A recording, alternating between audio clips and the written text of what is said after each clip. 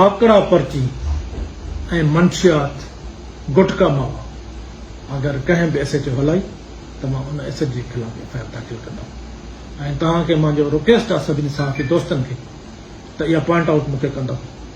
इहा लानत असांजे ज़िले में ख़तम थी आहे, ख़तम थी वेंदी ऐं इहो न हलणु ॾींदुमि कंहिंखे। जिते पूरी सिंध में मंशियात जो कारोबार उरूज ते आहे, उते असांजो शहर मीरपुर माथेलो बि मंशियात जे हवाले सां फर्स्ट लिस्ट ते आहे। जिते मंशियात जो वाहिपो सरेआम विखरजी थी रहियो आहे ऐं नौजवान नसल ॾींहों ॾींहुं तबाही जे तरफ़ वञी रहियो आहे।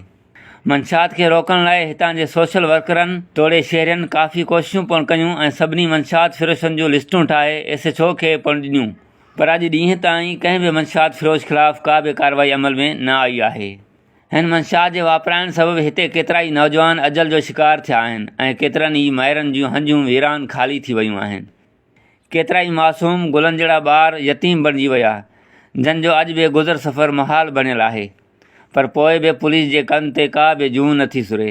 हाणे दिलि में सुवालु इहो उभिरे थो त छा ही कुझु मंशियात फिरोश कानून खां ताक़तवर आहिनि, या ईअं खणी चइजे कानून पंहिंजे अखियुनि ते नोटनि जूं पटियूं ॿधी छॾियूं आहिनि।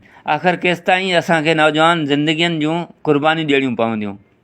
असांजी IG सिंध ऐं आला अख़्तियारनि खे गुज़ारिश आहे त असांजे शहर मीरपुर माथेलो में मंशियात जो ख़ात्मो कयो वञे ऐं मंशियात फिरोश ऐं उन्हनि सां ॿिट बणियल पुलिस ऑफिसरनि ख़िलाफ़ु कानूनी कार्रवाई करे नौजवान नसल जूं ज़िंदगियूं बचायूं वञनि।